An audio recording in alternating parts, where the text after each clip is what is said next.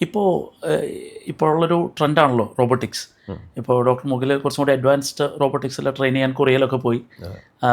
എന്താണ് റോബോട്ടിക്സിനെ പറ്റിയുള്ള ഇപ്പോൾ ജനറലി ചിലർ പറയുമല്ലോ, അതൊന്നും വേണ്ട, റോബോട്ടിക്സൊക്കെ ഭയങ്കര അപകടമാണ്, റോബോട്ട് വെച്ച് ചെയ്യണോ, എക്സ്പെൻസീവാണ് എന്നൊക്കെ ഒരു തെറ്റിദ്ധാരണ കൂടി നമ്മുടെ ആളുകളുടെ ഇടയിലുണ്ട്. അപ്പോൾ എന്താണ് റോബോട്ടിക്സ് ചെയ്യുന്നതുകൊണ്ടുള്ള ഗുണം? ദോഷം ഉണ്ടാവാൻ സാധ്യത കുറവാണ്. അതേപോലെ തന്നെ ഇപ്പോൾ കൊറിയയിലായാലും ഇപ്പോൾ നമ്മൾ പോയി അഡ്വാൻസ്ഡ് ട്രെയിനിങ് ഡോക്ടർ മുകളിൽ ചെയ്ത് വന്നുകൊണ്ട് എങ്ങനെയാണ് നമ്മുടെ നാടിനെയും നമ്മുടെ ആളുകളെ എങ്ങനെയാണത് കൂടുതൽ സഹായിക്കാൻ പറ്റുന്നത്? കൊറിയയിൽ നമ്മൾ ഒരുപാട് ടൈപ്പ് ഓഫ് ഡിഫറെൻറ്റ് ടെക്നിക്സ് അവർ യൂസ് ചെയ്യുന്നുണ്ട്. ഇനി റോബോട്ടിക്സിൻ്റെ വരുമ്പോഴത്തേക്ക് കൂടുതലും അതിൽ കാര്യങ്ങളെന്ന് വെച്ച് കഴിഞ്ഞാൽ റോബോട്ടിക്സിൻ്റെ ഫംഗ്ഷൻ നമുക്ക് കറക്റ്റായിട്ട് അറിഞ്ഞിരിക്കണം. അങ്ങനെ ഒരു പ്രശ്നമുണ്ട്. ഇപ്പോൾ അവിടെ എന്ന് വെച്ച് കഴിഞ്ഞാൽ ലാസ്റ്റ് 10 years ആയിട്ട് അവർ റോബോട്ടിക്സ് ആണ്. അപ്പം അവർക്കതിൻ്റെ പ്രോബ്ലംസും അവർ കറക്റ്റ് ചെയ്യാൻ തുടങ്ങി. അവിടെ അതിൻ്റെ പ്രോബ്ലംസ് ഐഡൻറ്റിഫൈ ചെയ്തിട്ടുണ്ട്. എല്ലാത്തിനും എന്തെങ്കിലും ഒരു ഡിഫക്ട്സ് ഉണ്ടാവും. ഓൾറെഡി ഇപ്പം അവരവിടെ ചെയ്യുന്നത് റോബോട്ടിക്സിൻ്റെ പ്രശ്നങ്ങൾ പഠനം നടക്കുകയാണ്. അപ്പം എന്തൊക്കെയാണ് റോബോട്ടിക്സിൽ അവർക്കുണ്ടായ പ്രോബ്ലംസ്.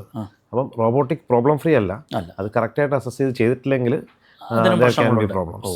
അത് ഇനീഷ്യൽ റോബോട്ടിക്സിന് ഇനീഷ്യലി നമ്മളൊരു ഇത് പ്ലാനിങ് ഉണ്ട്. പ്രീ ഓഫ് പ്ലാനിങ്ങിൽ ഉണ്ടാകുന്ന ചില കാര്യങ്ങളിൽ അവർ കുറച്ച് കറക്ഷൻസ് അവരുടെ എക്സ്പീരിയൻസിൽ നിന്ന് അവർ വന്ന് കണ്ടെത്തിയ കുറേ കാര്യങ്ങളുണ്ട്. അപ്പം ഇത് കറക്റ്റായി ചെയ്തിട്ടില്ല എന്നുണ്ടെങ്കിൽ റോബോട്ടിക്സിലും ചെറിയ പ്രശ്നങ്ങൾ ഉണ്ടാവാം. പക്ഷേ റോബോട്ടിക് പോലെ തന്നെ നമുക്ക് മറ്റേ കാര്യങ്ങളും ഒരുപോലെ തന്നെ ചെയ്തു പോകുന്ന മാനുവലിലും നമ്മളിപ്പം റോബോട്ടിക്സിലും മാനുവലിലും നമുക്കൊരു 1/2 hour ഡിഫറൻസ് തന്നെ വരുന്നുള്ളൂ. ബോൺ കട്ട്സ് കുറച്ച് കുറവായിരിക്കും റോബോട്ടിക്സിൽ. അങ്ങനെ കുറച്ച് ഇതുണ്ട്.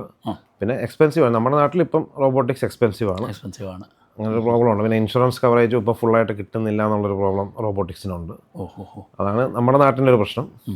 അതായി വരും ഇൻ ഫ്യൂച്ചർ.